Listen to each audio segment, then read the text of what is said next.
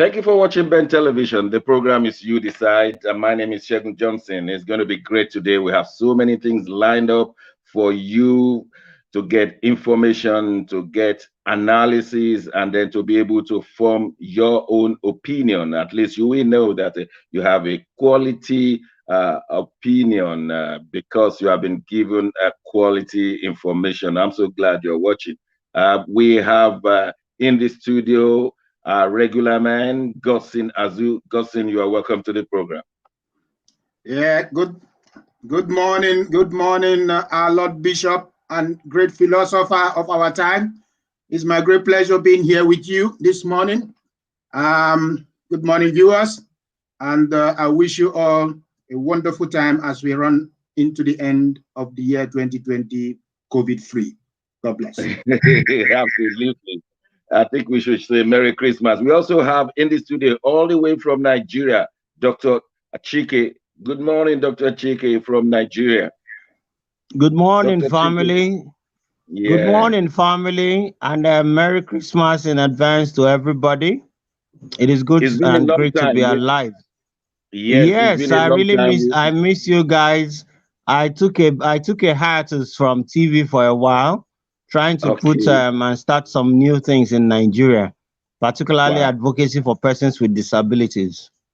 It's good to be Wow. here. Good morning, all. Yeah, we're going to discuss a lot about you, Dr. Chike. Somebody said you have been fighting with the big boys. We're going to ask you some questions. You don't mind, do you? I've been an activist all my life from 1989. So I have, I think, 31 years experience in activism. So Okay. whatever it is, we're there. All We right. don't give up. We don't chicken away from a fight. No, no, no, no. Well, Mm. we wish all our viewers Merry Christmas. We're going to interview more people as the program proceeds. But let's start from what is happening in the United Kingdom. At the moment, most of the United Kingdom is under tier 4, which means you can't go out, you can't do only but essential things. And things have not been very easy and comfortable, especially for the elderly who are expecting to be joined with their grandchildren on Christmas Day. Now, the government has been very, very gracious that just on Christmas Day, there could be a meeting of 3 households. And unfortunately, this new strain has also made France to close its border. But the good news is that this morning they have allowed a few of the truckers to move in and out of France to Britain. And we expect some problems, especially with the delivery of goods, food especially. And so I'm going to ask my colleague, Gotsin, to what extent has these new strain and new COVID compliant France and indeed the whole of Europe, to what extent have they disturbed our normal lifestyle in Britain? Yeah, yeah, Doc. I think the present situation has kind of disconnect the entire fabric of the society and mankind in the UK presently, and it's quite unfortunate that in our own time we're experiencing such a very difficult social disconnection as a result of coronavirus, COVID-19, they call it. And at the point, we felt that we are kind of overcoming the strain of this virus when it becomes obvious that the numbers are coming down, and then suddenly the numbers started picking up again, most especially here in the UK, in London. Most especially, and some part of the up north Yorkshire areas where the numbers started picking up again, and then suddenly there's this new variants of the virus, which kind of bit different from what they normally call the cough, dry throat, sneezing, and then it becomes something like season of bread, instant blindness, and all those things that are just unfolding or manifesting itself differently in different patients. And then the health officers or the health officials became very skeptical that this could be another body forms of the virus manifesting itself again. And if it's not tackled seriously, it may be something that they will not be able to contain. And at the point, people felt, oh, the vaccine is out, so we should be a bit relieved. But suddenly, I believe that the strategy of applying the vaccine is a bit not very strategic, in the sense that when you are focusing on vaccinating elderly people who are always sitting down in their old people's home or care homes, and also vaccinating few of the care workers, especially the frontline workers at the NHS hospitals and clinics all over. The government should have taken also due consideration in looking at the numbers of people who have returned to work and the number of people who are in full interactions with students in the university. Let me ask you one question. Do you think we're going to carry this saga into the new year again? And is that going to be what we'll be struggling with again? Everybody will have wanted COVID-19 and all its challenges to go away. You think this is not, this should not be the end? December 31st, we say goodbye to COVID-19. You think vaccine is going to solve the problem, or you think we should be ready for 2021 as well? Well, we should be ready for 2021 because, as I've got to understand, the Prime Minister is going to make a very critical announcement this afternoon with regards to about 44 new locations that are going to be added to the Tier 4 across the country, which means that by the 26th of December, almost 85–90% of the country will be under a semi-lockdown into the new year. So it's going to continue. And I got to understand that the health secretary has indicated that any form of new lockdown is going to end towards the end of March next year. So basically, it's a very challenging problem. And what is going to face now is that with the issue of the European blockages with regards to flights, regards to social mobility across the borders between UK and most European countries, is going to have a is actually having a really serious impact on the economy at the moment, with the backlog or backtail of lorries, thousands of them queuing up at Dover and trying to make their way into the UK or trying to make their way out of the UK. And because of this COVID challenge that emanated in the UK, it becomes a very serious issue. Let me ask our friend from Nigeria, Dr. Chike, to what extent Dr. Chike, you are still with me, aren't you? Yes. Yeah, what is the level of infection right now in Nigeria? Is it one that should alarm us for 2021, or you think Nigeria is coping? We know that not many deaths have been experienced in Nigeria like in developed or so-called developed countries, but in Nigeria and many parts of Africa, people have not died like they expected.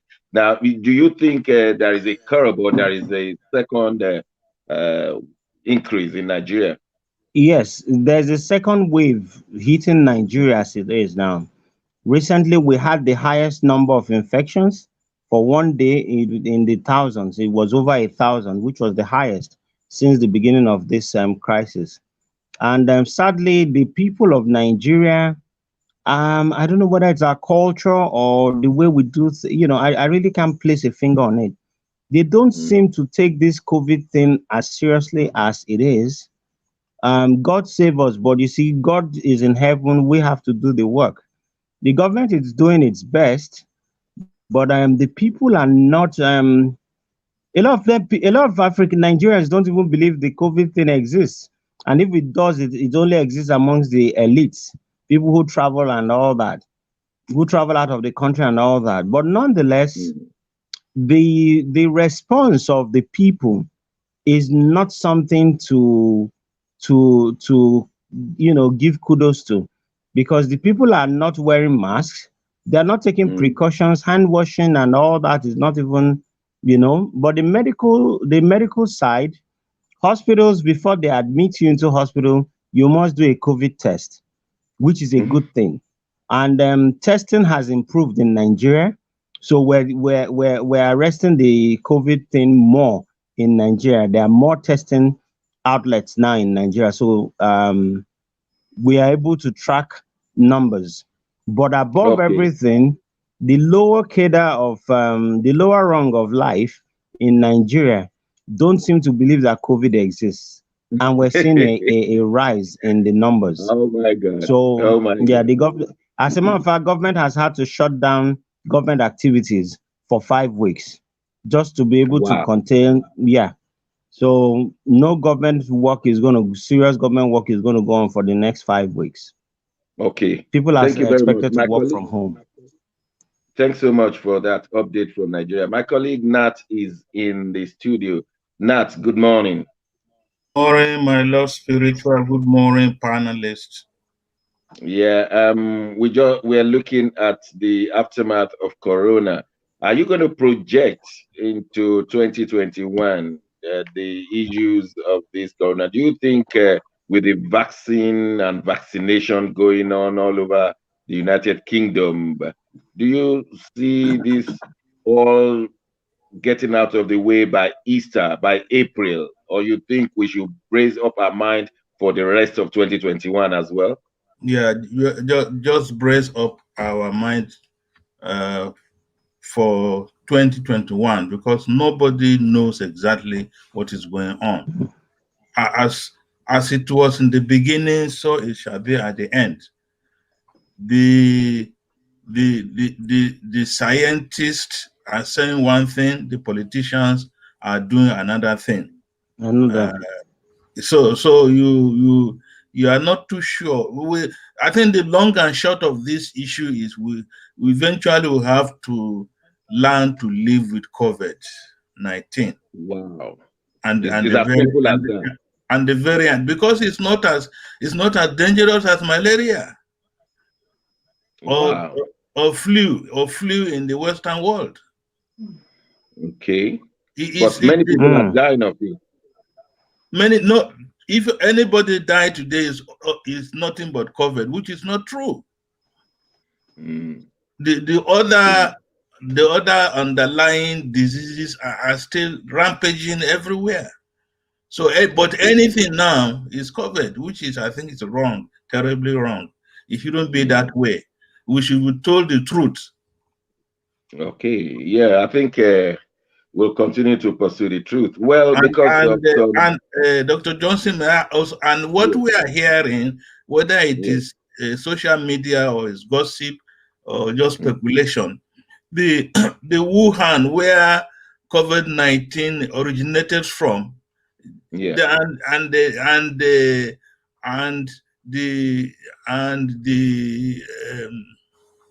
how do I put it? The promoters of COVID-19 have seen that, especially in Africa, where dead bodies were supposed to be lying on the street and they are not seeing anything like that. They are trying to bring out this variant thing called, it's a new virus being brought out from the laboratory as they did COVID-19.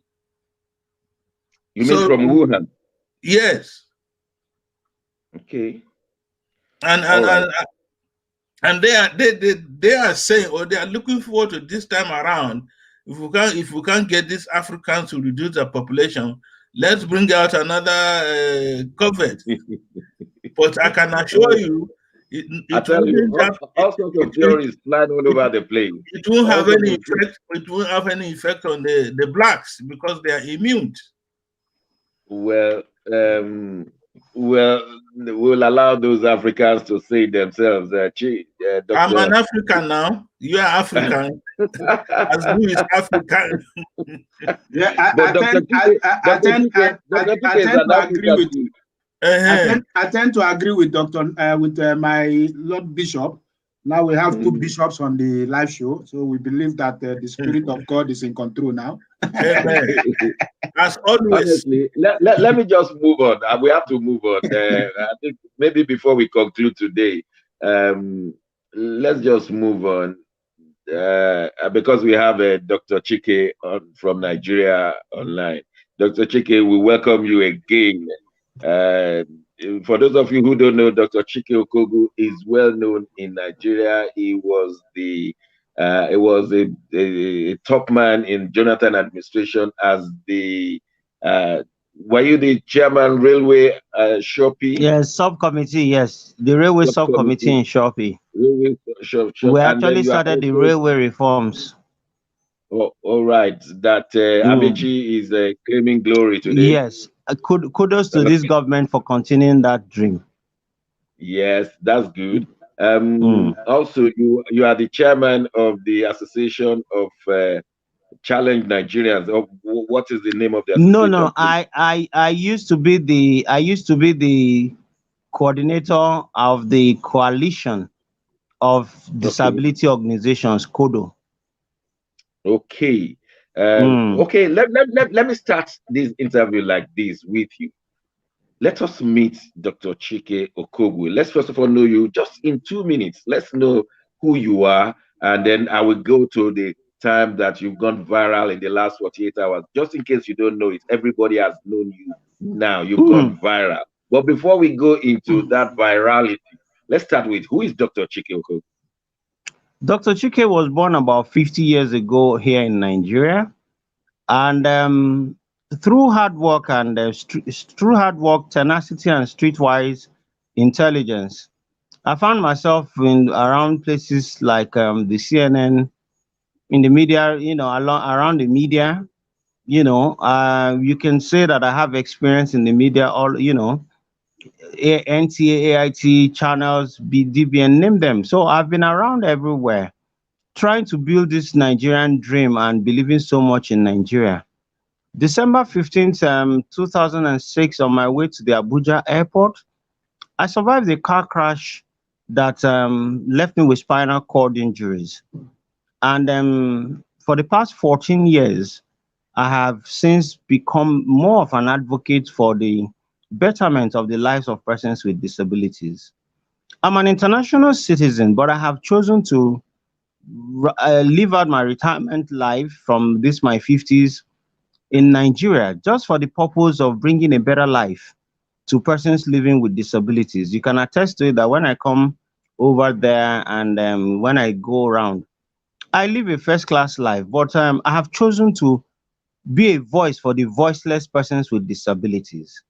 So, and in activism, sometimes they misconstrue us, but it takes wearing the shoes and pains of the person to really understand how it feels to live in a country like Nigeria, where the lives of persons with disabilities is a living hell.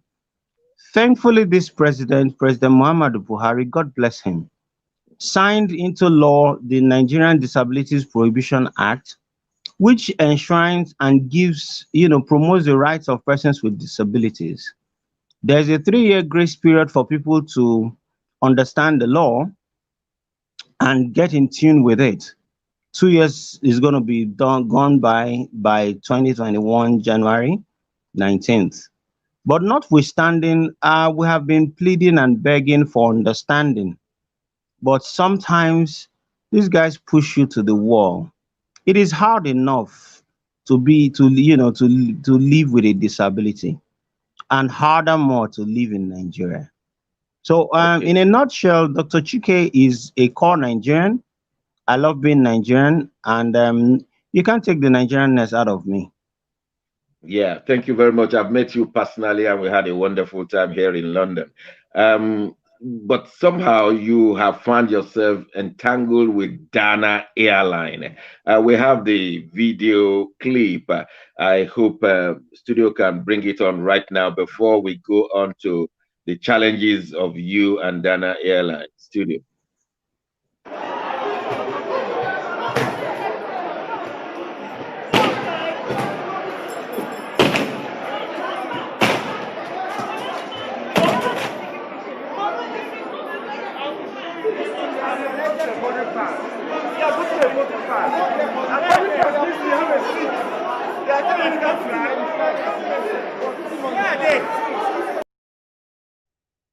Dr. Chike, Yes. what happened? What happened? What happened? Mm, can you hear me? Yes, we can hear you. No, we can't hear you again. We No. can okay. Okay. Now, We can hear you now. Yeah. when a system is broken, for those of us who practice yoga, there's what you call a Zen slap. A Zen slap is when you are trying to focus and maintain at focus and attention in your yoga practice. The master looks at you that you're and then he uses his stick to slap you to. So what you saw in that video was a Zen slap. The system needed to be slapped into reality. And what happened? First and foremost, nobody buys a ticket, a flight ticket, to go to the airport to be cause mayhem. No Nigerian, I can tell you, nobody does that. But you get to the airport, the airlines, particularly Dana Air this season, they have been unruly. I would not like to speak alone. I wish Dana Air came on air so you could hear from them. But nonetheless, they have in their usual manner, cowards, well, I'm sorry I'm using such strong words, but they have chickened out from this fight. We're here. I got to the airport. First, I went online to get my tickets to Lagos. And their terms and conditions says that if you're a person with a disability, a wheelchair passenger, you cannot travel alone. So you have to be accompanied by someone. So I got two tickets. If you go online, you will see my check-in online with the two names.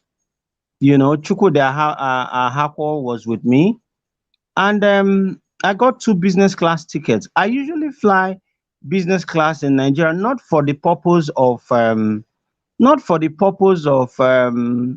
being an Showing elite up. or because I can afford showing off. No, it is horrendous boarding persons with disabilities into aircrafts.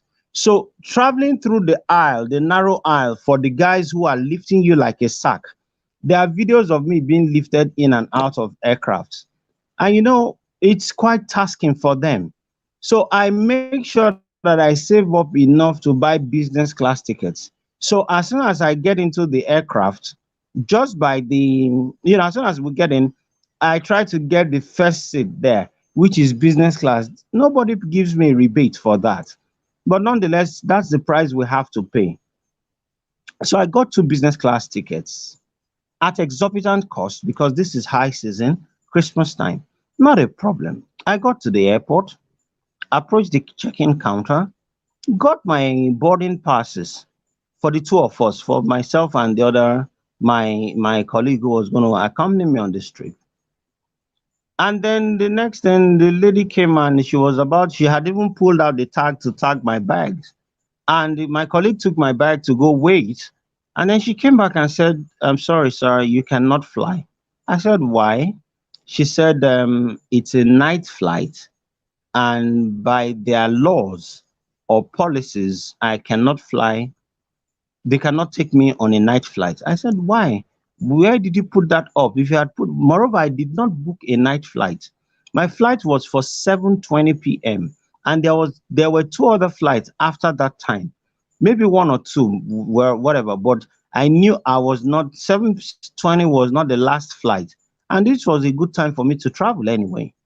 So if they change, I mean, that morning, that Sunday morning, they changed my flight to a night flight. So I said to the lady politely, Madam, you changed my flight to a night flight. I didn't opt for this. I bought two business class tickets just to make life easy. If that is the case, if you can board me, can I approach the young men here who usually would lift me like a sack into the aircraft? And I approached those guys. They agreed. They said, oh, for you, sir, we will do it. We do it before now, so it's not a problem. And we went on and on. I kept pleading with these guys. I was pleading. I was almost going to be in tears because, as you can see, I'm lying face down. I have a pressure ulcer on my buttocks. because of sitting down and doing this advocacy work for a long time.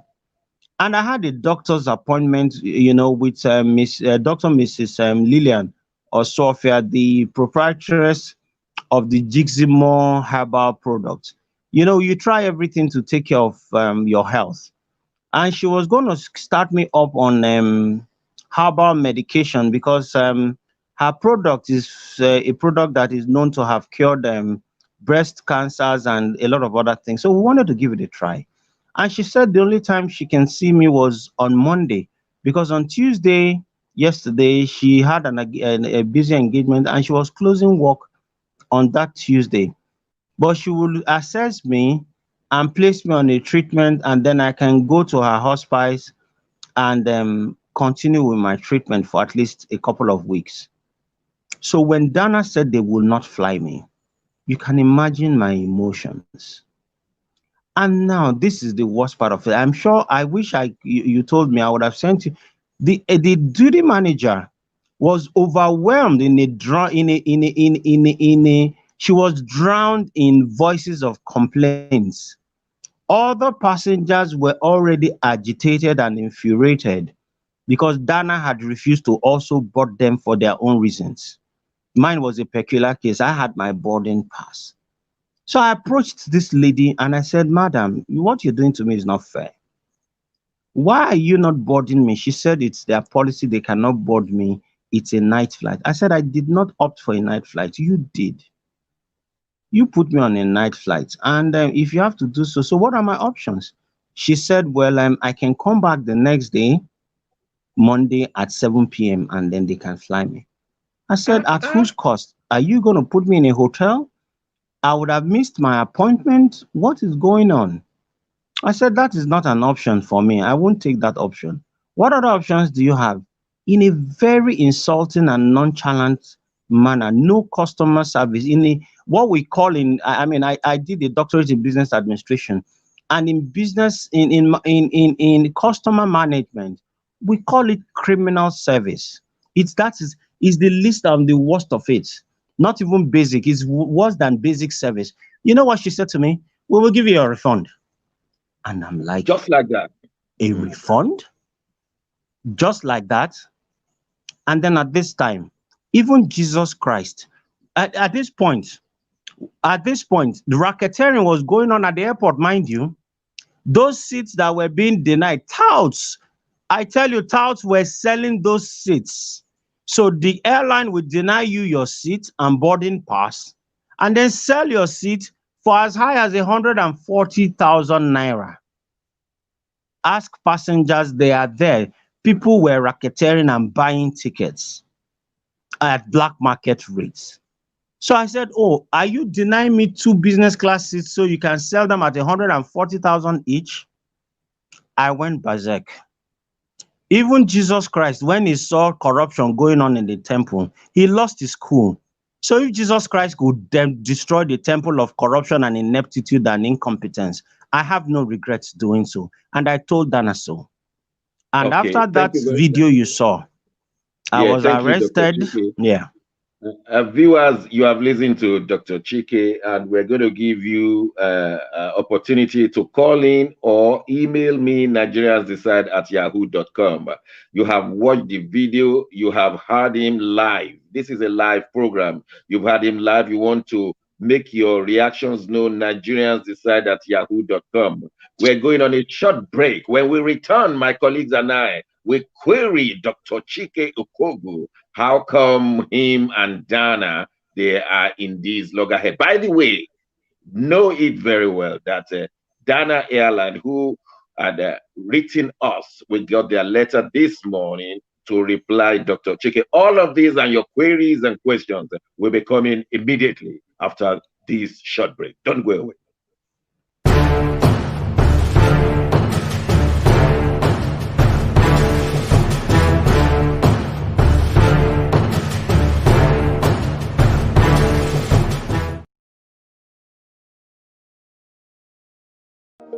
Ben TV, your ethnic and Africa-led television, welcomes your input, contribution and support to facilitate our continuous program production, campaign for projects and other media-related services. We have been here for closer to 2 decades.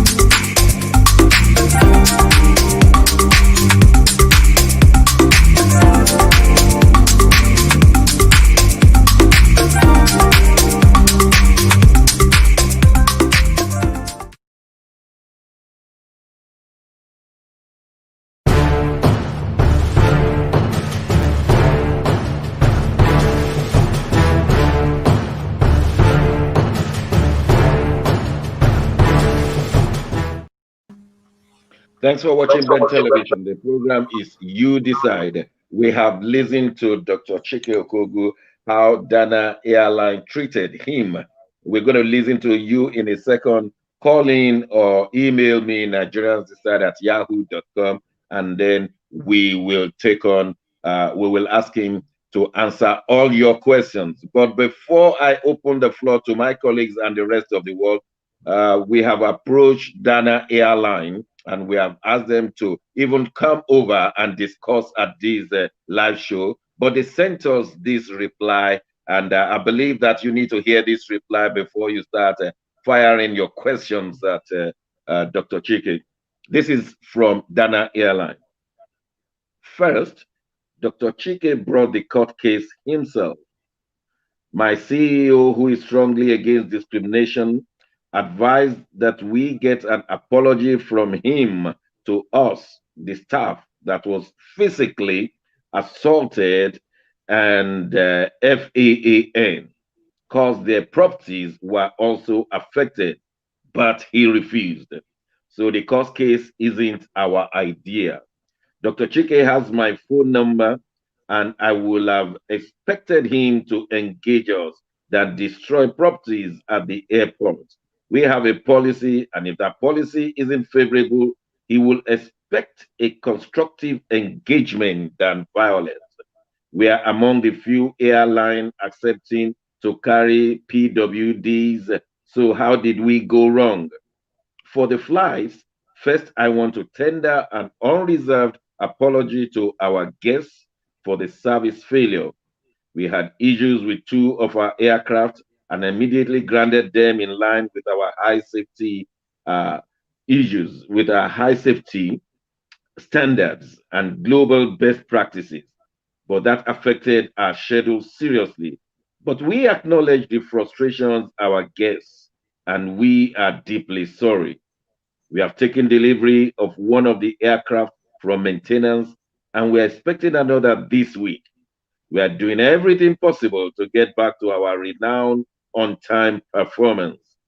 In the case of delays, we had our offered HOTAC and refunds and even offered free tickets as compensation. We're sorry about it because we know it's not a good time, having increased our flights to ensure our guests are not left stranded. But we did what we did in the interest of safety, and we intend to keep our standards irrespective of the circumstances. Full stop. That's from the Dana Airline this morning. Before I allow my colleagues to ask Dr. Chike some questions. Dr. Chike, you are hearing it for the first time. I have not made this known to you privately. Now that you have had it, what is your immediate reaction? First and foremost, throughout the course of this issue before we got to court yesterday, there was no time anybody mentioned an apology or that their staff was attacked or wounded. There was, the videos are there live. You can see no personnel of Dana, not one, was hurt in anything. Not one. So that is a lie. The police officers are still alive. They are there. At no point, as a matter of fact, when I got to the police station yesterday morning, I said to them that I was offering to give them to pay for the damages, okay? And I said, give me the worth of the computers. They said it was 342,000 naira. I offered to pay. I said, well, you guys are owing me my tickets already, which is a high premium ticket. Deduct my cost of my tickets. Whatever balance, I will pay. And Dana insisted that they were going to take me to court. It's a matter in court, so I don't want to be prejudicial about it. But shamefully in court yesterday, Dana did not say anything about anything. There was no mention about discrimination of persons with disabilities. That is cowardice, if you ask me. Who went to court first? Who went to court first? It was Dana that took me to court yesterday. They insisted. They said they didn't take you to court. Well, that's a lie. That's a lie. I have the first information report from the police, which was part of the charges read at me. There was no mention of FAN. And this is the time. Let me also say this. I give kudos to the FAN officials. They were very professional. They were not siding anybody. They saw what happened. They were not happy with the Dana Airlines staff for the way they were creating mayhem at the airport. And they were on alert because it was only on the Dana counter at that airport on Sunday night and every other time that people were fighting. So before my own incidents, people had already started fighting the Dana staff. And this kept the FAN and aviation security officials on alert. As a matter of fact, when they came to whisk me away from there, they had come with soldiers, and then one of them politely whispered to me and said, sir, the tension is so much here, and we wouldn't want it to escalate. Can you quietly come to a quiet corner where we can talk and, find solutions to these things? And then I went, and he said he wanted to take a statement from me. I said, fine, I'll write. And that was how I quietly moved away from the scene of the issue. FAN was very professional. I am proud of FAN. The Nigerian police also, I am proud of them. Everybody knew the truth, okay? So they treated me with a lot of respect, honestly speaking. But Dana insisted that they were going to take me to court. Maybe they wanted to catch clout, as we say it in Nigeria. They have caught the clout. But it's a shame that Dana would do what they did. This is not the first time it's happening to a person with disability. Just a quick one, sir. I am presently compiling cases of persons with disabilities who have been infringed upon by Dana. As I speak to you, I have 11 cases. And more are coming. And I'll send them to you. And I want Dana to deny them. Are you prepared to answer questions from our viewers? Yes, that's why I'm here, sir. That's why I'm here, sir. Let me start with my colleagues here. Godson. Mazi Godson, you have listened to Dr. Chike and you have listened to the reply from Dana. They could not make it, but I can always read any portion of their letter to you at any given time. What is your immediate reaction, either to Dr. Chike or to Dana or to the Nigerian airline industry? Mazi. Yeah, thank you very much, Doc. In as much as I am concerned, and having lived here in the UK for a couple of years, and having understand the challenges faced by people with disability and their right in the society and in the social circle, I think there is a disparity, there's a disconnection here. And that disconnection is as a result of the aptitude or the attitude of many people who work with some certain airlines in Nigeria in comparison to other airlines, also in Nigeria or across Africa. And it's unfortunate that Dana is having this very, very serious issue, which infringes in the rights of a person with disability. I believe, and I still continue to have that conscious understanding that the way and manner in which I've had the stories in the video, Dana have infringed the right of Dr. Chike right to board the aircraft, and also his right to own a flight ticket, because he has the right to actually get angry. Because the best way to treat your customer is to make the customer happy, irrespective of how the customer reacts. But when you treat a customer badly and get the customer to react very opposite reaction, then as a service provider, you bear the brunt. I believe that Dr. Chike has a right to react the way he is rated, because if you change somebody's flight without his knowledge and you are denying the person boarding the flight, and then you're telling him straight in his face, we will refund you your money, that is an absolute insult, even a full human being. Even a normal human being will see that as an absolute insult to his person and his service to his customer right to that service. And secondly, I still see that the response of Dana to the letter is an added insult also, because you cannot appear defensive in a matter where your staffs have caused an absolute disorder in providing simple service to a high-value customer, and then you're coming up trying to twist the story because you own an airline, you run an airline. It doesn't speak well of Dana. It's a simple publicity misconstrued, and they should learn to understand that the customer. I don't know if they know that from their brains and their understanding that the customer is the priority. The customer is the first. Customer is always right, as they say. You have to always accept the fact that the customer is the only means by which you survive as a service provider. If the customer decide not to patronize your services, your business will be grounded. And this can lead to the grounding of Dana if the publicity goes against them.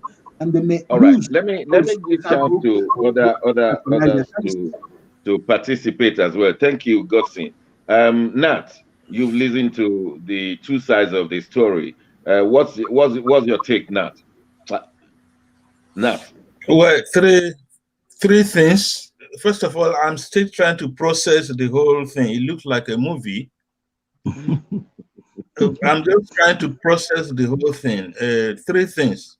One is what happened at the airport that day with Dana and Dr. Chikwe is a reflection of what is happening in Nigerian society. There is a lot of mess in the society. Things are not done rightly, and sometimes you cannot even claim your right that you think you have, because we will be interested to see how it spans out in the court, whether the case will get to the Supreme Court, because that is it. And then secondly, I am not too comfortable with the way Dr. Chikwe is bringing Jesus Christ into the thing. I have had this type of things before. People bringing Jesus Christ. Please, let's get out. For Jesus Christ will behave differently in such situation.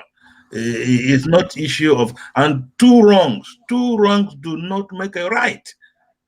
Two wrongs don't make a right. So we want to see how the courts handle this case, but we know the challenges Nigeria is facing.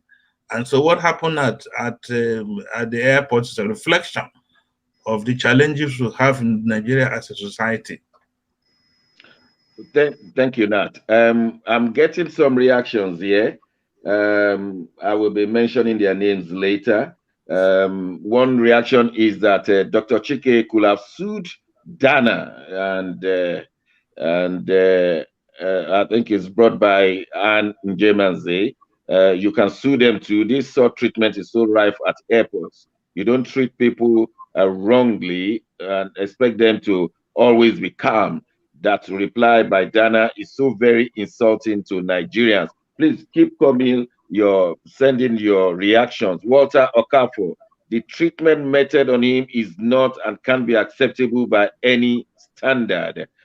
Yes, keep them coming. I will be reading them, and then we can have reactions. I can ask that Dana Airline, who the officials who are watching us, they can still write.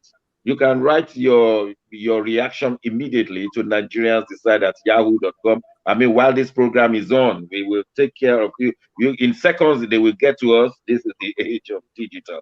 And so please let Dana Airline, if you are watching, reply to what Dr. Chike is saying and what the people are saying. Dr. Chike, I'm back to you.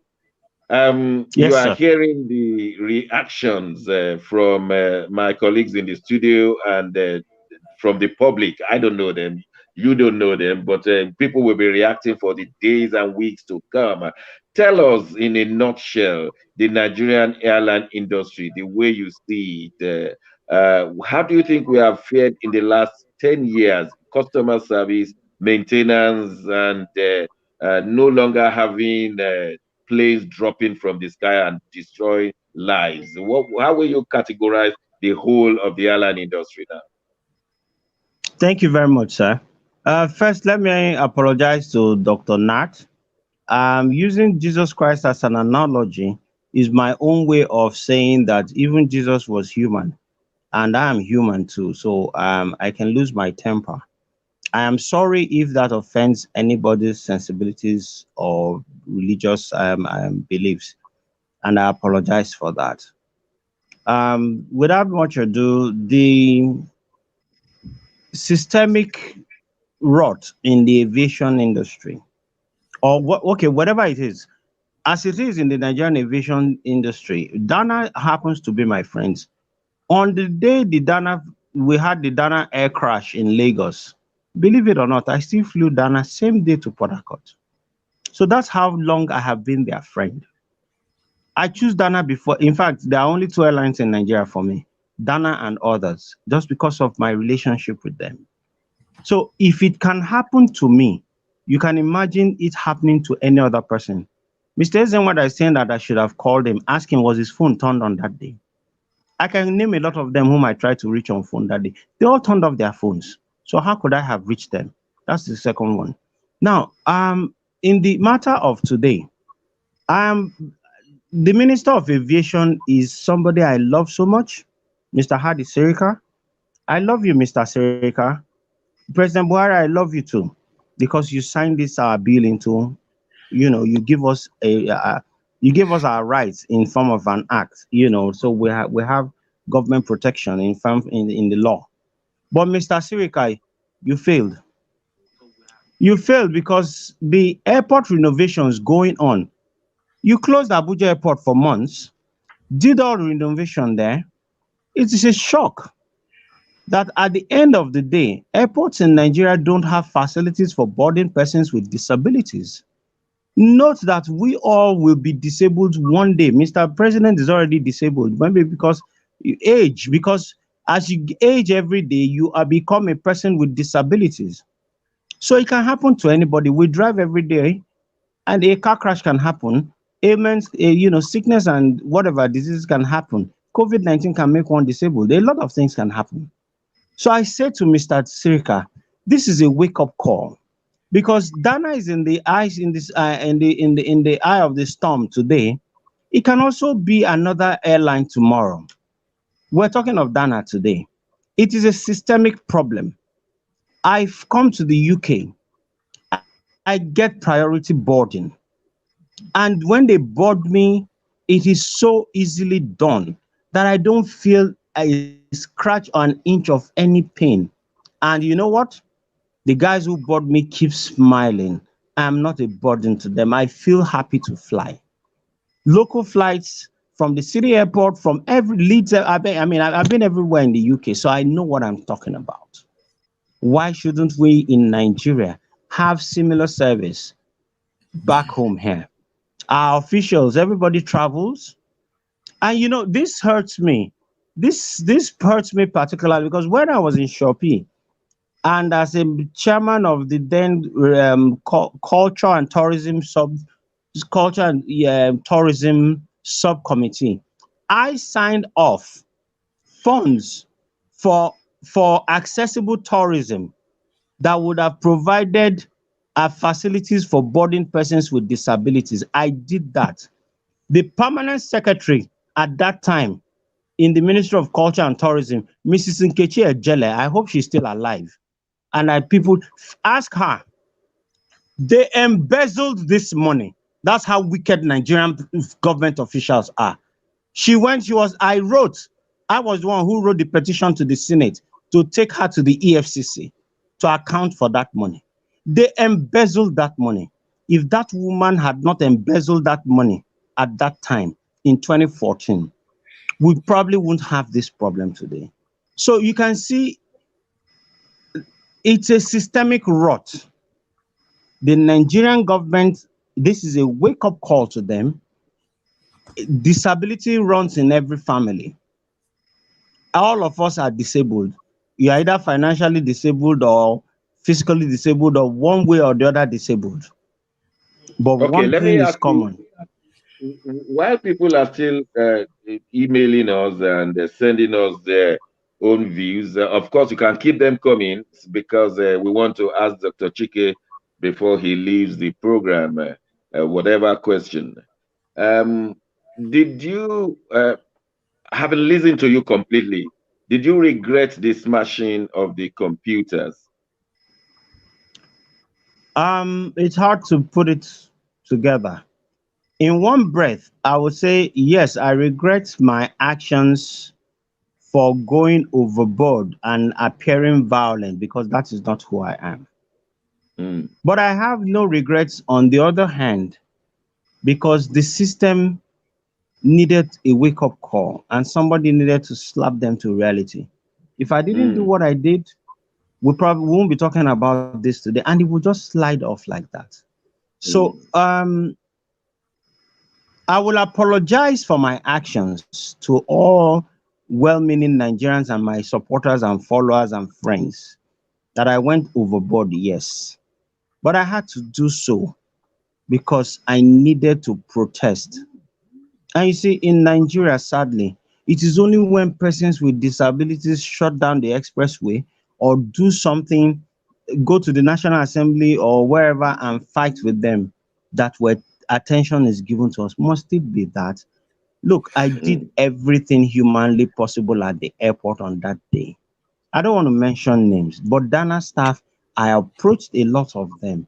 I pleaded, I offered to pay money to the people who will board me. I know the boarding protocols. First in, last out. So when they take me in, I sit quietly I always sit by the window seat.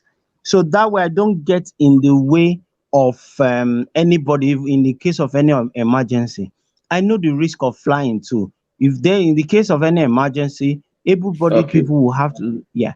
So I know all these Okay. protocols. So for Dana to be saying what they're Thank you. saying, I'm watching yeah. the time as well. I'm watching the time as well. There are a couple of reactions here. Someone said, no, no, no, no, please don't apologize. You were provoked. Um, um, that's Anne Njemaze. He said, no, no, no, don't apologize. You are provoked. Another person says, and this is Adetola Okwoga. He says, if Dana Air have a person with disability as part of their airport customer service staff, I am sure their response will be better and this situation will never arise. Someone True. also asked for your email address. Would like to write you your email, but I'm not sure we can give it out openly like this. If you want to, what No, will you I say? Do you can. want to? Yeah, You can yeah. give your Chike email address Okogu. in. Yeah, Chike Okogu at Start again, please. gmail.com. Chike, CHIKE OKOGW, Chike Okogu at gmail.com. It's a strong conversation and we need to keep it going. Okay. Okay. Chike Okogu at gmail.com. Yes, please. All right. Yeah, just in case they get in touch with us on Ben Television, we can always keep them. Oh, yes, is there right now. So those of you asking for And his let me partner, please let me quickly say this. yeah. When I survived the car crash, this is spiritual. In 2004, 14 years ago, it was 14 years on the 15th. This incident exposed my eyes. God needed to use a voice to bring attention to the people with disabilities because they have been crying. They have been crying and nobody heard them. It is because of my personality and actions that attention is now being given to the plight of persons with disabilities in the aviation industry. A lot of this do happen in the past. They never get justice. They never get attention. So I have no regrets in that regard too. I thank God for the spinal cord injury that has put me in this state and given me the ability to rise above the occasion and fight injustice. Well, please keep your emails and reactions coming. We will be reading them even when Dr. Chike might have left the program. I want to give my colleagues just 30 seconds each to react before we go on a short break. Mazi, you still take to your position or you have new things to say? No, I do stick to my position. I mean, we all must ensure that the rights of the people with disability are being taken good into consideration by either the government or the private individuals in our society.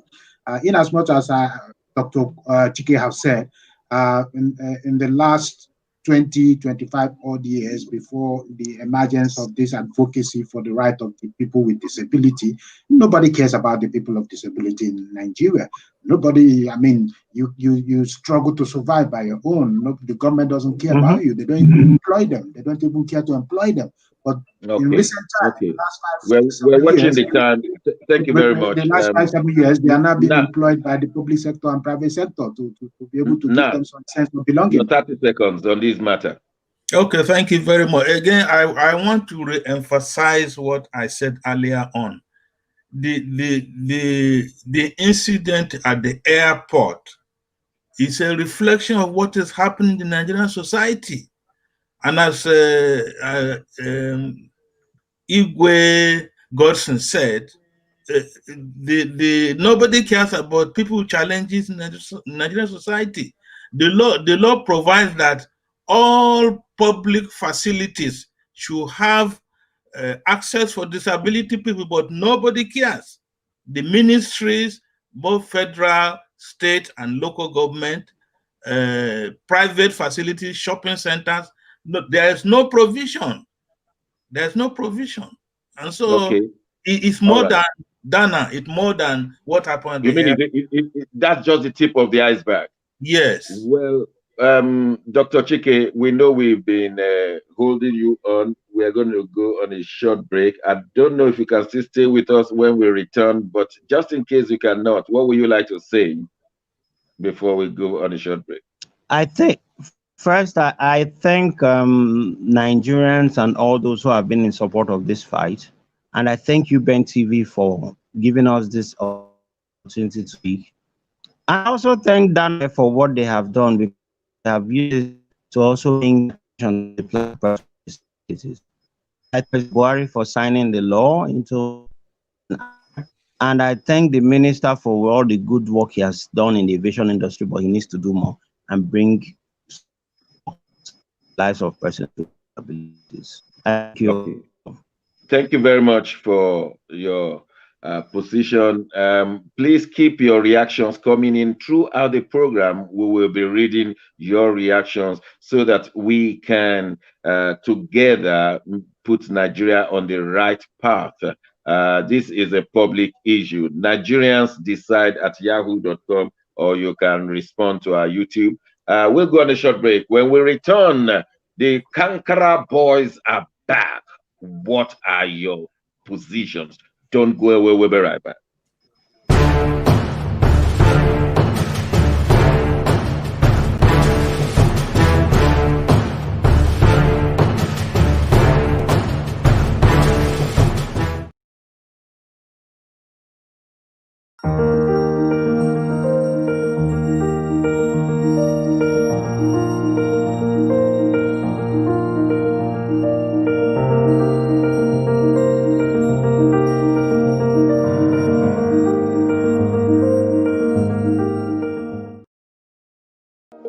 Ben TV, your ethnic and Africa-led television, welcomes your input, contribution, and support to facilitate our continuous program production, campaign for projects, and other media-related services. We have been here for closer to 2 decades.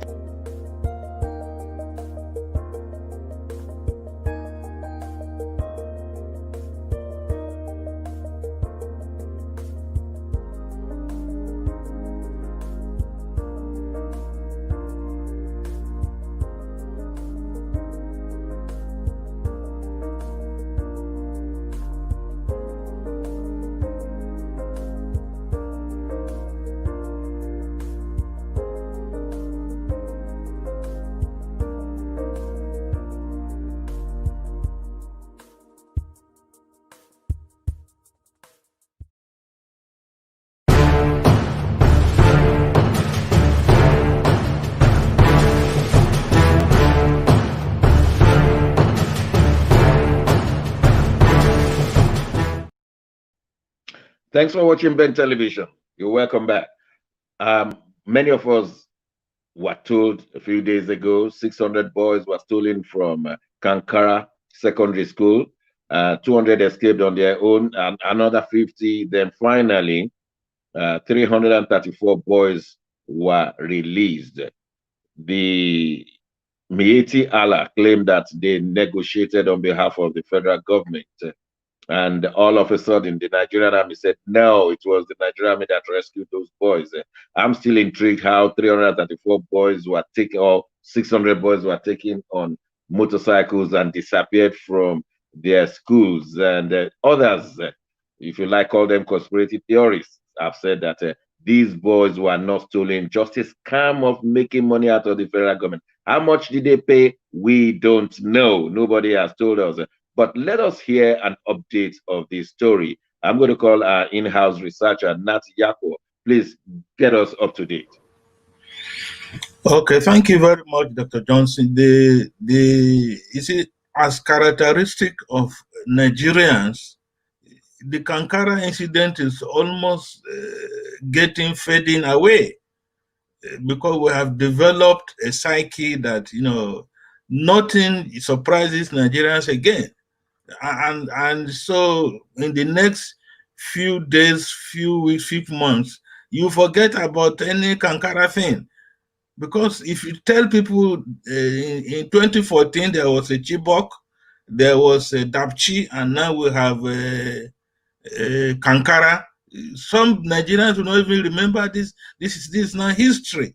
But the serious thing is that as we speak, nobody knows, or nobody is ready to tell us exactly what happened on the 11th of December 2020 in Kankara town, Kankara local government, Katsina State.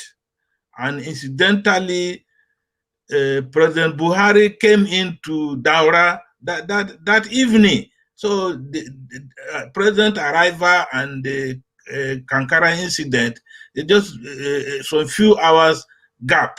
But if we don't even know now, we only hope all the children have been returned alive, because nobody, the figures that are being banded around also reflects what Nigeria is. We don't even know the census figures of Nigeria. We don't know how many we are. So when it comes to records, we are very, very bad at keeping records. But because the military will tell us that they rescued the boys, Katsina State government will tell us, and federal government, that the boys were released.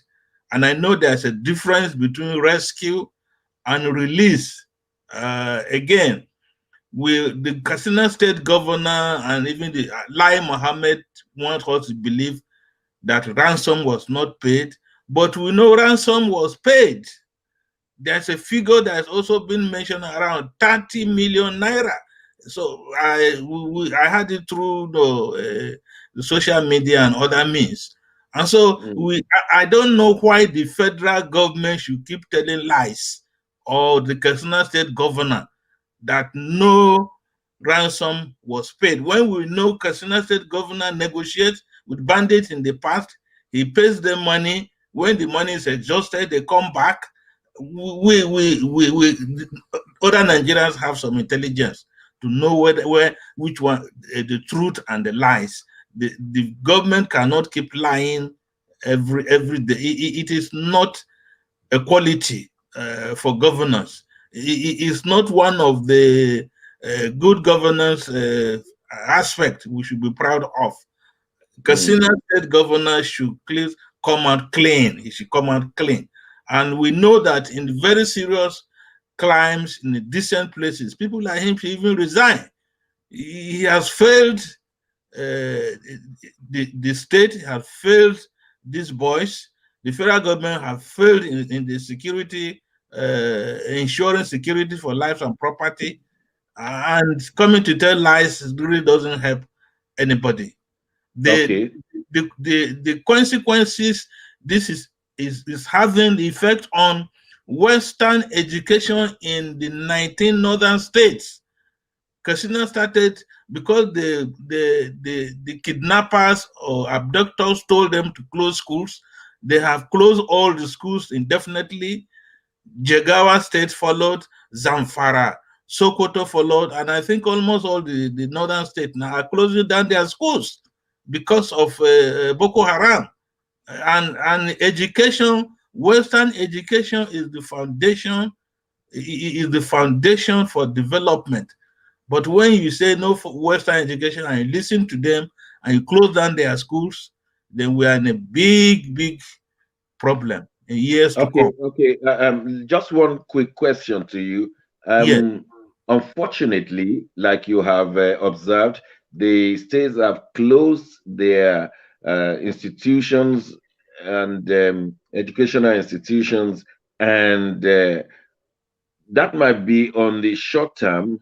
And given the fact that Nigeria is not in a position to secure its land mass, will you see this going to affect the undernourished, underprivileged northern states already in the educational sector?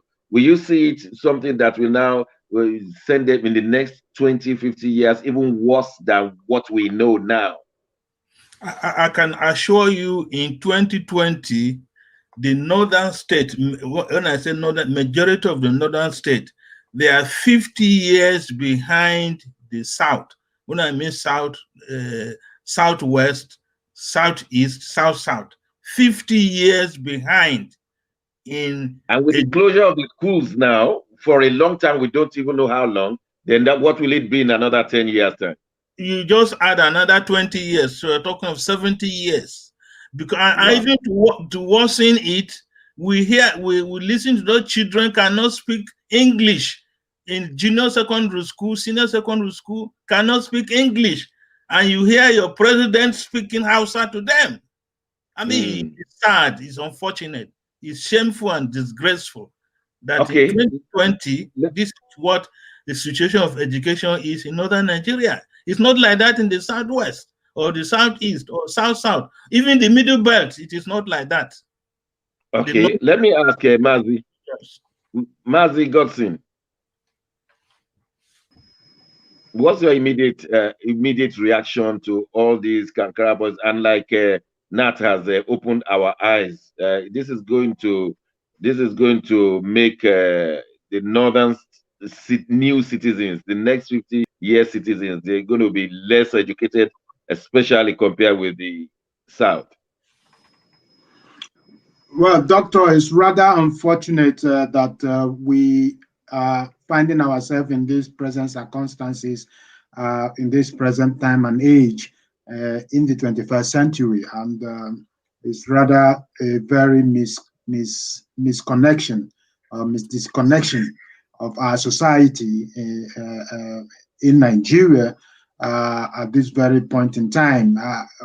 I mean, I have always been an advocate of the fact that what is going on in the last 5 years in Nigerian police is all about conspiracy theory. It's all about conspiracy theory. People are using politics to determine how they manage the instrument of governance and power in authority, and that is what is going on. I remember very well when the Chibok girls happened, and these same people in government today were all over the place shouting, "Release, bring back the girls, bring back the girls, bring back the girls." And now suddenly, some of them that were shouting, "Bring back the girls," are in the system. They are appointed in various government appointments, and yet within the last 5 years, we had the Dachi kidnap. We still have Shaibu Ahmud or whatever still not been found. Shaibu not still been found today upon all the heaven and earth that was promised by Buhari and his team. Still not. I mean, and then now we have the Kankara boys again, and then there's so many categorious informations or statement by those in government. I can imagine. You can imagine when people were killed in their farm, and Sheibu or whatever they call him, Shehu Gaba or whatever, has the guts, the infantry, to come to the media and say that they didn't get military permission before going to the farm. Doesn't mean that people have to get permissions to go to school there, get permission to go to farm, get permission to go to the market, get permission to go to the toilets, get permission to go to marriage. Before you do marriage, you get military permission, or else you'll be killed, and then you'll be blamed for being killed. Nigerians have been blamed for being killed. It's unfortunate for this kind of a government. I mean, you find the military spokesperson coming out and saying that we went to rescue 314 young boys or kids or whatever, and then you get Shehu Gaba also telling people that they were not 344, there are 10 people that were kidnapped. And then you get Lai Mohammed telling you that nothing was paid when people are saying money has been. Do you rescue people for free in Nigeria? You rescue people for free. Nigeria has spent, we have spent, if I'm not mistaken, 3/4 of our annual budget in rescuing people from Boko Haram and bandits and insurgency in the north. Because they keep lying and they keep using our money to pay these people, to rescue people out of there. Whereas people are still in government services, public servants, have not been paid their wages and salary for the last 6 months or 5 months. But the money they're supposed to use in paying wages of federal government civil servants, they're using them to go and be paying Boko Haram to release people who Boko Haram is using to trade for money. And this Boko Haram, can have the military ask themselves, where do Boko Haram get money to buy motorcycle, numbering over 100 or 200 of them? And then they ride into a village, no army saw them, they ride out with the same number of vehicles, of motorcycles and trucks. Can somebody ask, where are they getting the money to buy all this equipment? Motorcycles, man-made armored trucks. And yet, somebody's telling me that money was not paid, and you rescued 344 people, young boys. And you see, unfortunately, we are living in an era where we don't even understand the kind of government that we are having as a Nigerian. The Katsina government told us that it was a negotiation by Miyetti Allah, and the Nigerian army says no, we rescued them. So there is a clash, isn't it? Doc, there is no clash here. I believe the Katsina state government, because they are the one on the ground. They are the local people. They are the people that have their ears on the ground. They are the people that know what happened. The army The army has been brought into another era of military politics, and they're playing this game. You know, the unfortunate thing is that when you have service chiefs and chief of defense staffs that have overstayed their military service year in office, have overstayed their period of appointment in office, it all becomes politics. It's all about military politics right now. You either play the game again according to Buratai, or play the game again according to whoever is in charge of that system in the military, or you get fired. You get fired. You don't get your next promotion. You don't get your next rank of office. Before you know it, your name is on the list of retiring officers. How can you be? Buratai has overstayed his service in the military army for 2 years or 2.5 years now. And you stay in office and be retiring people who. The challenges we are having concerning this insecurity, they are increasing by the day. The first one was that famine was brought to nothing. Now the farmers cannot go to their farms again, and if they have to be paying the bandits to go and plant and to go and harvest. And because many farmers will not do that, there's going to be shortage of food very soon in Nigeria, especially in the south, because we know that the middle belt is the basket belt of Nigeria, food basket of Nigeria. And secondly, now education has been added onto it. The education of the northern Nigerian youth is going to suffer a major setback because of this. And of course, health is another one. If you are not properly educated about vaccines against polio and all other things, then the health of the next generation in the north is going to be hampered. Now, we have a reaction from our listeners and viewers. And one viewer says, the northerners by now know that their leaders have always shortchanged them. And why? They have forever misinterpreted Islam and taught them lies. So they believe that is their leaders that have shortchanged them. And so we just don't have a choice. But we want our viewers to bring their opinions so that the whole world will hear. We have another one here. None of these children can compete favorably with their mates over here. No clash. The Nigerian army, unfortunately, is now polluted. Something was paid. I mean, there must have been a ransom, the writer has said. But let me read also to you, those who have been holding a minute. Some people have been reacting, and we just want to carry on all our viewers. Miriam Bello wrote, I have a 7-year-old son. I think this is in response to Dana Chike affair. It says, I have a 7-year-old on a wheelchair, born with spinal bifida. He's paralyzed from the waist down. This time last year, he was 6 years.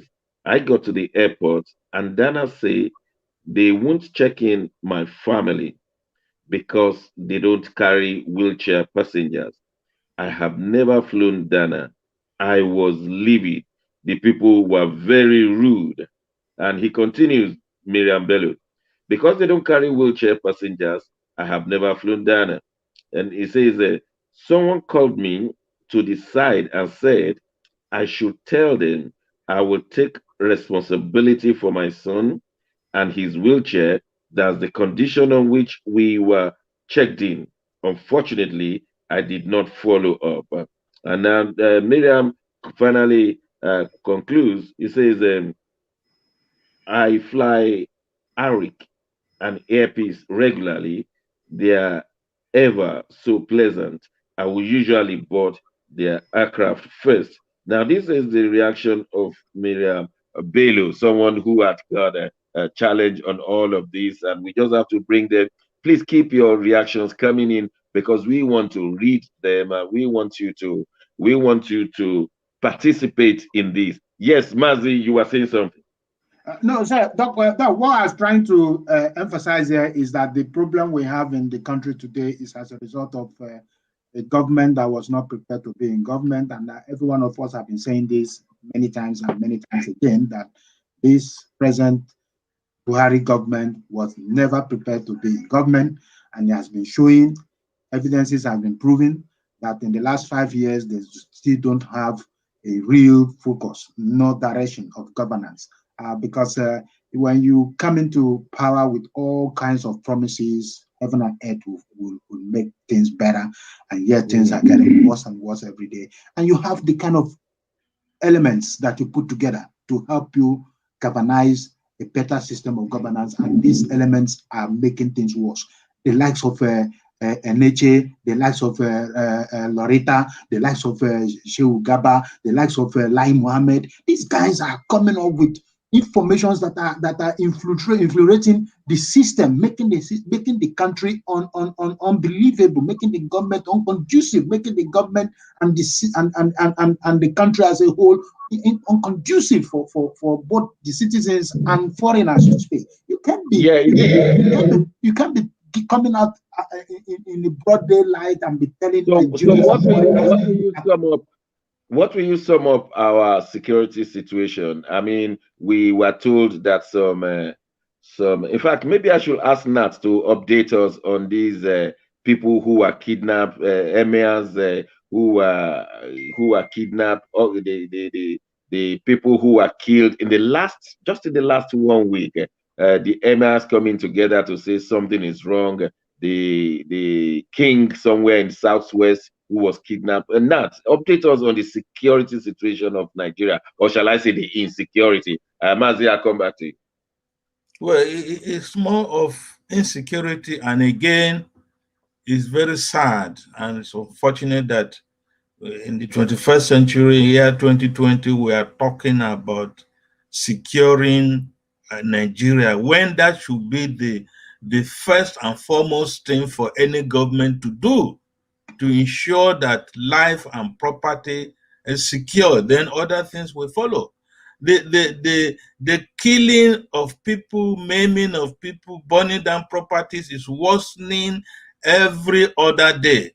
We see the governor of Borno State, Professor Zulum, 2 days ago, challenging the military that they are collecting money from passengers to allow them pass. When they are supposed to be providing security for those people, they are collecting money from them, especially between Damaturu and Maiduguri. There have been a lot of kidnapping of passengers along that route, Maiduguri and Damaturu, that is in the northeast, Borno State and Yobe State.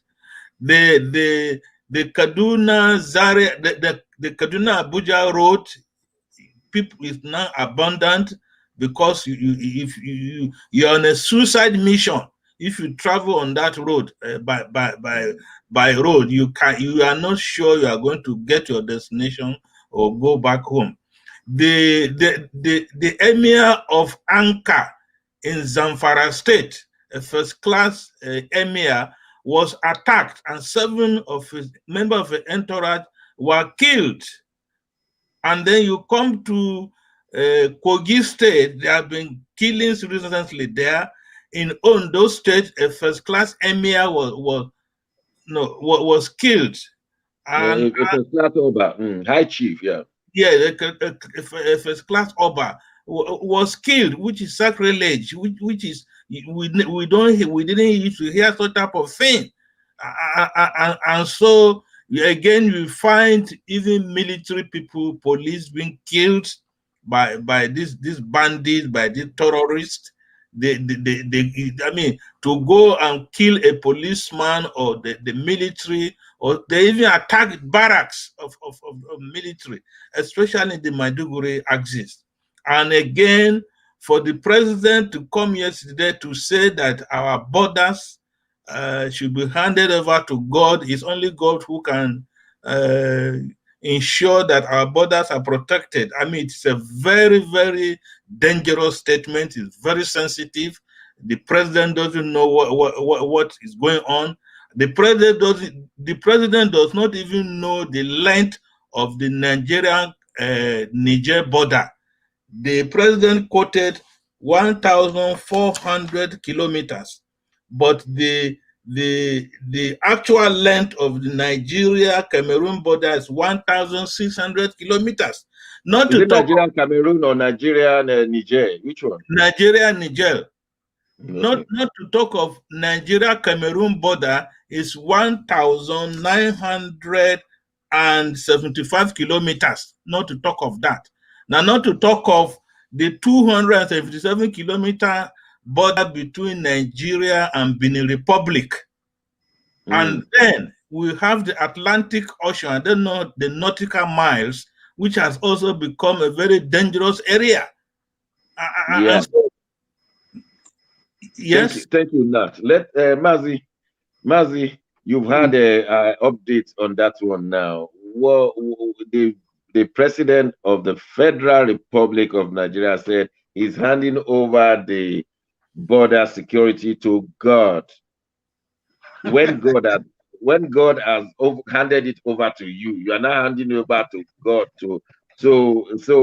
What is it trying to tell smugglers and people who cross with impunity? The president is simply saying to Nigerians that he has failed. It's simple and short. He has failed. I want to repeat this. I said it before, that the problem of man on earth is man himself. People should stop blaming God and stop calling God. Because on the 6th day, God rested. He said, all I have created, I see them and they look beautiful. And when he created man, he put man on earth and he said, I hand over, I gave you dominion. Deal with everything the way you want it. How dare come we start calling God again when he has given man the power to rule the earth, dominate the earth, multiply, increase, fill the earth. And then when something happened, we say God. Good one, God. Bad one, God. If we don't call God, we call devil. We call devil. We don't call devil, we call God. Man is the problem of man. Let man solve their problem. Why should Buhari create a problem and still asking God to come and solve the problem for him? He has created the problem of insecurity. Let him solve it. Stop calling God to protect your body. Will God send angels? Will God send angels? If God should send angels to Nigeria, nobody will remain. Because the angel will smash everybody, good or bad. They should stop calling God and solve the problem themselves. So the other problem I have here is this. The other problem I have here is this, and I want Nigerians to be very conscious of it. And I want to say it openly here on Ben TV.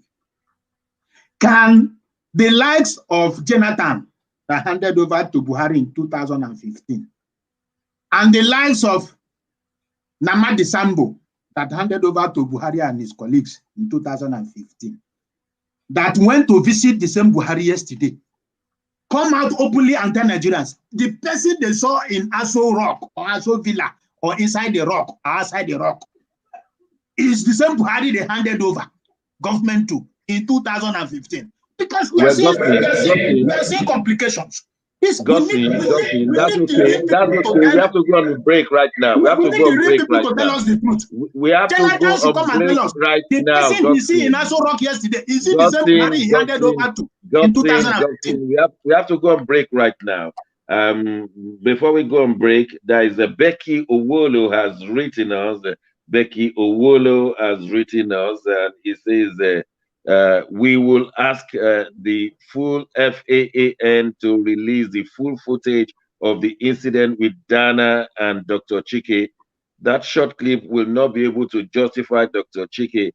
Dana should be able to own up to their mistake. We will go on a short break, and if you want to react to any of the programs that we've been discussing, feel free to write us. Becky continues. How do you give someone a boarding pass and then come back to tell the person about the policy? Why was the policy not published online?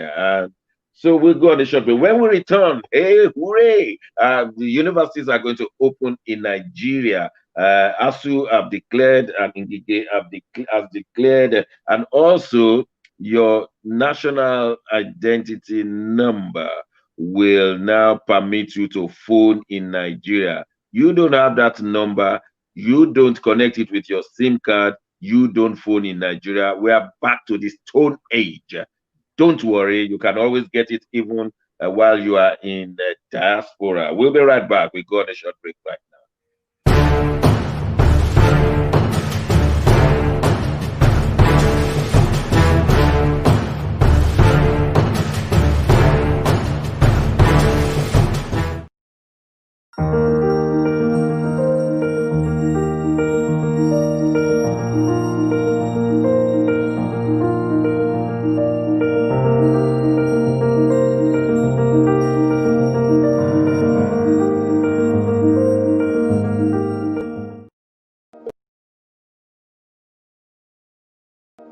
Ben TV, your ethnic and Africa-led television, welcomes your input, contribution, and support to facilitate our continuous program production, campaign for projects, and other media-related services. We have been here for closer to 2 decades.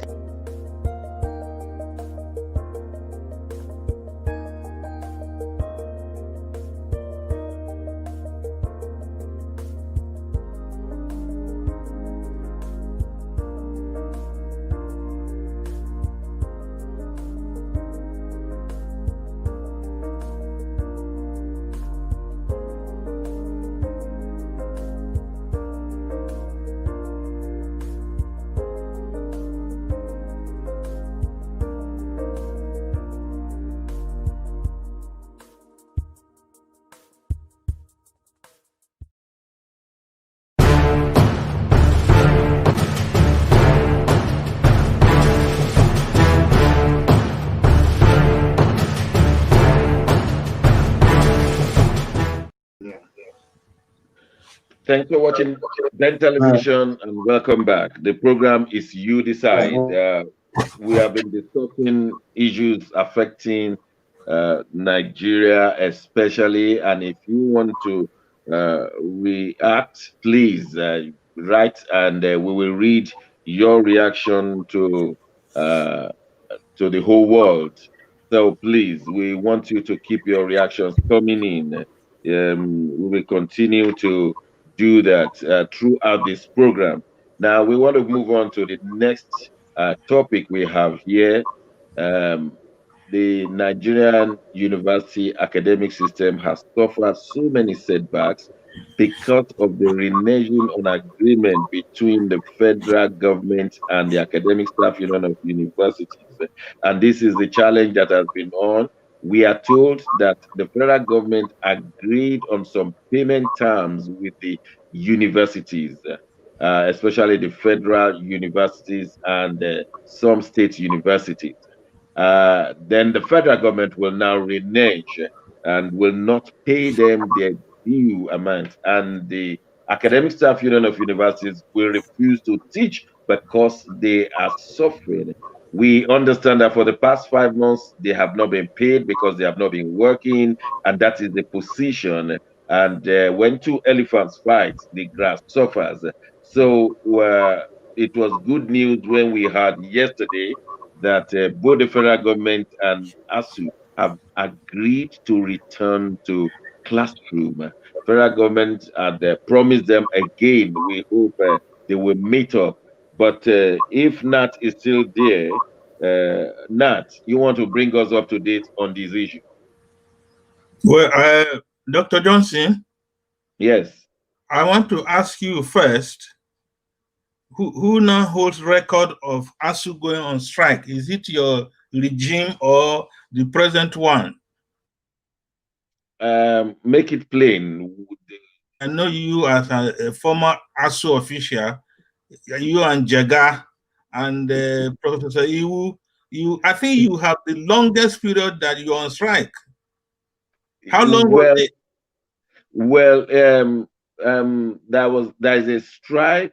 There was a strike and there was a proscription and there was a lockdown. So it depends on which one you are talking about. Government has locked universities so many times. Once the students or the lecturers protested, then government will lock it down. So Babangida locked it down many occasions.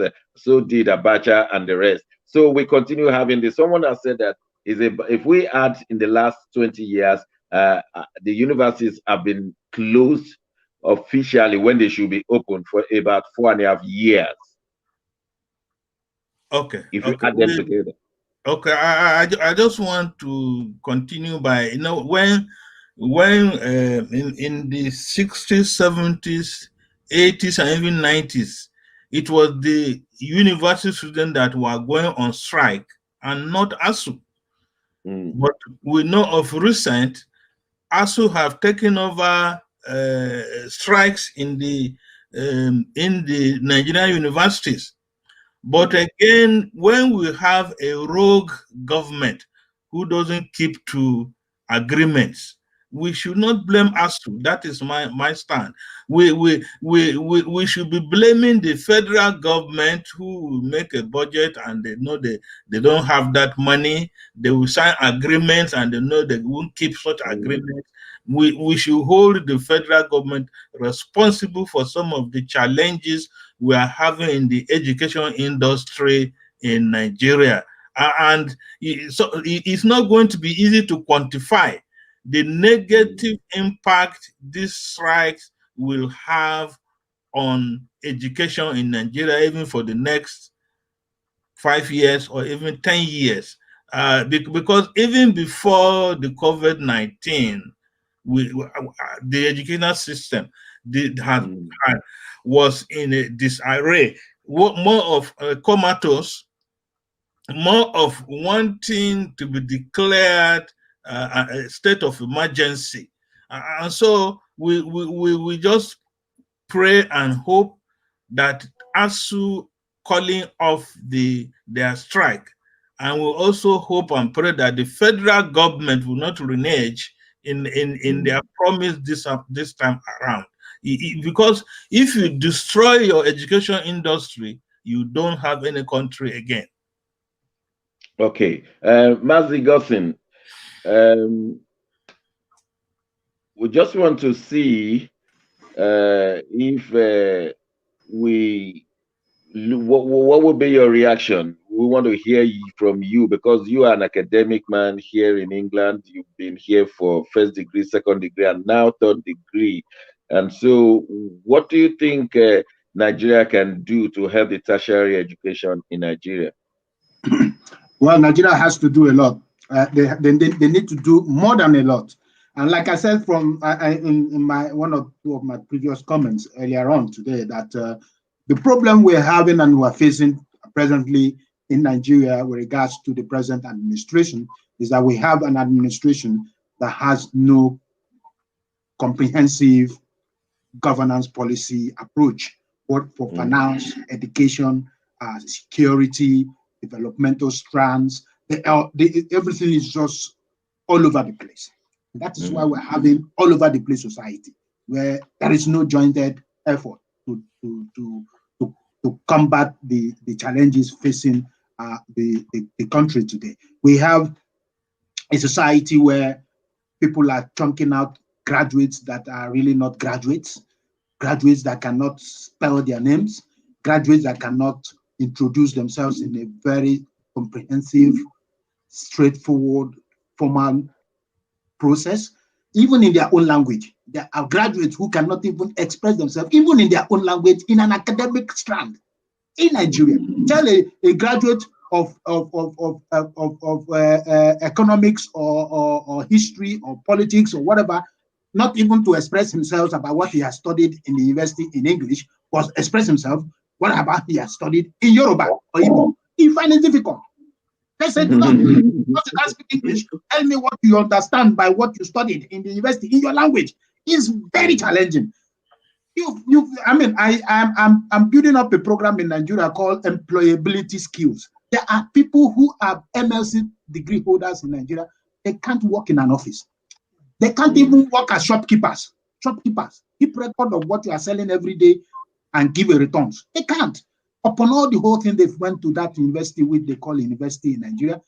It's just a four wall. People just go in there. It's either, there's a saying that says, it's either you pass through the four walls of the institution, or the institution pass through you. I don't know which one goes better in Nigeria now, because there's no comprehensive educational structure system that mold people out for good society upbringing. Okay, Mazi, while you are still on with us, let me ask you your opinion on this national identity number that you must now register it with SIM card. And if you don't do that, you may not phone in Nigeria again. What's your take? Well, I believe that, I repeat myself again, an inconsistent government comes with inconsistent policies and ideas. You see, the simplest thing the government would have done from the initial stage of this whole thing is, when they were starting the issue of BVN, they should have married the BVN agenda with national ID card and whatever, and let everything synchronize in one and move on, rather than duplicating same issues and waste. But they may argue that not everybody has got a bank account. They may argue that not everybody has got a bank account. All the rural people. I am very sorry. I am very sorry. There is nothing like everybody hasn't got a bank account. If you have a population of 205 million people, and it's estimated that about 100+ million people have bank accounts, you have an average population to deal with now. And then on a gradual process, you don't need to deal with everybody. You can't create a policy. The other 100 million. The other 100 million will not phone again. No. That is no. Look, understand me, Doc. The statistics, if you follow the mobile the telecommunication industry statistics, as of today, the number of Nigerians that have numbers or phone numbers is about 150 million. So there's no disparity about it. It's 150 million. So you are still dealing with an average number that is almost in connection to those who have BVN. And if you are going to do this thing without wastage of money and unnecessary protocols, you should have just buried everything together. And now you are creating a problem. You are asking people, enforcing people, trying to extend the time to January or whatever now, within the period of COVID. How do you want people to go and be cleaning up in crowded places to enable for them to be able to reconcile their national ID card issues and with their let me ask Nat the same question. Nat, don't you think this is a way of the federal government intervening in the in closing down on social media? Once they have your SIM card and they have your national identity number, they can locate you anywhere on the surface of that country and bind you or ban you. I mean, is this a clamp down on social media activity? I think it's even more than a clamp down on social media activities, because you also want to link the number of people that use social media platforms to express themselves and the number of people that have telephone lines. The number is not encouraging, because if you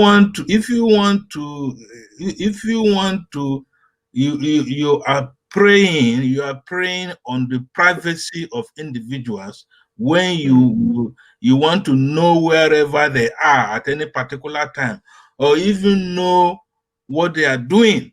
There was this story in the media, the print media and electronic, that the military had acquired some equipment to listen to telephone conversation of Nigerians, and nobody came to deny that information. So the problem is that we every other day our freedom, our privacy, our democracy is being taken away one way or the other, and people don't seem to know what is happening.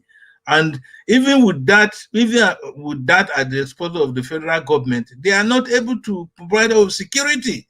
They are not able to ensure security of life and property of Nigerians. And you'll be surprised too, the budget that is going into some of these white elephant projects, because the national identity card number project started almost more than 20-30 years ago, and you now find that only around 40 million people have got their national ID numbers. And so what is really going on in Nigeria? It's a government either by deceit, a government by propaganda, government you cannot trust. Because if the government can tell you lies, what else will they not do? Wow. So so Nigerians are going to get stuck to this one in the meantime. I think it's a very big challenge for Nigerians at the moment, and many of us know that Alhaji Lai Mohammed has been trying all the way he can to curb social media activities in Nigeria, to put it under his control, put it under his watch. And I think, like you said, it's one of the tricks that they want to use. But what I'm asking is, if, as of today, the BVN we were told was for government to use to be able to monitor money movements in Nigeria, and up to today, they cannot tell us how Boko Haram is getting funded. They cannot trace Boko Haram money movements with BVN, and yet Boko Haram is collecting money through BVN. Boko Haram is spending money through their bank cards, and yet nobody has come to tell us if any Boko Haram has been arrested, or the bandits who are trading money over the BVN numbers too. So you see, these whole things are, like Nat have said, is another government propaganda, making themselves look like they are working, but they are not working, making themselves look like they're setting things straight, but they are setting things wag. They are all going all over the place. Nothing is right. Let's just go to one more topic before we close today, because we have so many things to discuss, but time's just not on our side. Nat, the 2021 budget has been approved by the Senate, and instead of them to remove some money from it, they added 500 billion naira to the 13 trillion naira that was presented. In most climes, the parliamentary group normally reduce and say, let's be prudent. But in the Nigerian case, our National Assembly always add more than what the executive is asking for. Well, we don't know. What's your take on this national budget? Well, we know in Nigeria, national budgets have become a national ritual. It's a ritual because the figures they give, like the 2021 budget has been put at 10.588 trillion. But we know that our revenue coming in may not even be up to half of that. And our loans, nobody is giving Nigeria loan again, even Brazil. So with other factors, our crude oil is not selling, our inflation has gone up, our foreign reserve is down to the lowest in the past 8 years, and it's just a joke, because again, this budget they have announced has already been shared between the executive and the National Assembly people. Because when the executive sends a budget to the National Assembly and they do their own top-up, exactly, they said it's not, what is that word again? It's not padding. Adding. They are just topping up. They are topping up for themselves. Pay as you go. Constituency project, isn't it? Yeah, that's part of the top-up. So the issue we have today in Nigeria is that the federal government thinks they are ripping off the federal government. When I mean federal government, is the executive and National Assembly. They are just ripping off the other Nigerians, and nothing to show for it. I was looking at the ranking of the budget. You'll be surprised. Security, defense has the lion's share of the budget, but meanwhile, education and health at the bottom of the league, and that's where we need. That's where we need the money. Education, and then health. You understand that the amount of money they are going to feed the people, the Nigerian students, is greater than the whole budget of education in Nigeria. Mazzi, what's your impression? Because the time is not on our side. What's your impression of this budget? Well, the budget is no different from the rest of the budget of the last 5 years or whatever. I mean, you have a government that is coming up with increased budget every year, year in, year out, and they can't even account for the last budget, what they have used it for. The only thing we are hearing is railway is working, and we have only one gauge railway line. It goes and comes back, and then you say railway is working. We have refurbished trains that are collapsing, are stopping on the middle of the road, middle of the bush, and then we say railway is working. Is it all this deception has to stop? We have to come to reality. Is it this whole budget is not helping anybody in the country at the moment? And that's why I said that the policies of this government is very and highly incoherent. They are not having a proper comprehensive agenda on how to take Nigeria to the next level they claim. Rather, they are easily and gradually and speedily taking Nigeria back to ancient days. And it's unfortunate in the 21st century, in a digital world, we are still struggling to understand how we can manage our economy. We are borrowing every day. We are borrowing away. We are borrowing at home. We are borrowing in the villages. We are borrowing even from families to pay families. We are borrowing from families to pay families. Still yet, we are owing. We are owing salaries. And that is why I said that corruption in Nigeria can never come to an end until there is a formula that structures the way workers are paid on time, are paid normal constructive salaries, and their salaries can sustain them and give them hope for the future. If we don't get to that point in Nigeria, we can't stop corruption. Because when you hold a civil servant salary for 2 months, what do you expect? He will be hiding people's file and be taking money to reduce that file. If you don't pay him his salary in time, he will be inflating figures of toilet roll. So supply toilet roll. Toilet roll you supply for 100 naira, 1 pack. He will be asking, he will be putting 1,000 naira on 1 pack of toilet roll. Corruption will never come to an end. And Buhari knows that, even in his own office. In his own office, we are told that Nigeria is paying rent. Paying rent to who? Paying rent of Aso Rock. We are told that Aso Rock pays rent. We know that you know. Let's try and bring this program to an end for today. And when we return next Wednesday, we'll be reviewing Nigeria from January to December 2020. How well we have done. We have to be positive thinking, isn't it? How well we have done from January to December. We want to including the budget of this year. We need to review the budget. Where has it gone to? Where is the budget? Okay, I know you are passionate, but maybe you hold it till next week when we'll meet again. And Mazi, I'm giving you 30 seconds for what you have to say to our viewers. We are closing now.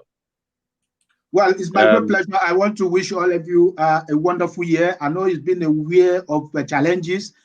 It's been a year of mysteries. And we know that the mysteries of God is unknown to any mankind. Things happen the way they happen because it's meant to happen. And I wish you all a wonderful year 2020 as it runs to an end. We all are hoping and believing that COVID will have its turn and COVID will go away at its own appointed time. Life will come back to normal, and by His special grace, we all have to get our life back again. But then, thank you very much. Before I call you now, Pascal has written, and Pascal has this to say: Nigerian government not helping education and health staff. They should do the needful, please. Thank you, Pascal Epio. Nat, what's your message, your Christmas message to dear Nigerians? No, my Christmas message is to the bandits, the kidnappers, the Boko Haram. They should give Nigeria a breathing space so that Nigerians can celebrate the Christmas and New Year, and they can and they should never come back again. Let them come back 2021. No, they should never come back. Why do we want them back? The money they are getting from people are finished, and they will need more money. Well, that's how far we can go today. We wish all our viewers Merry Christmas and prosperous 2021. We wish all these people to go away. I mean, the Boko Haram, the bandits, and all the kidnappers We don't want you anymore anywhere in Nigeria. And I want to thank our crew who have made it possible. I want to thank our executive producer, Dr. Alistair Shiode. Until next week, God bless you and God bless Nigeria.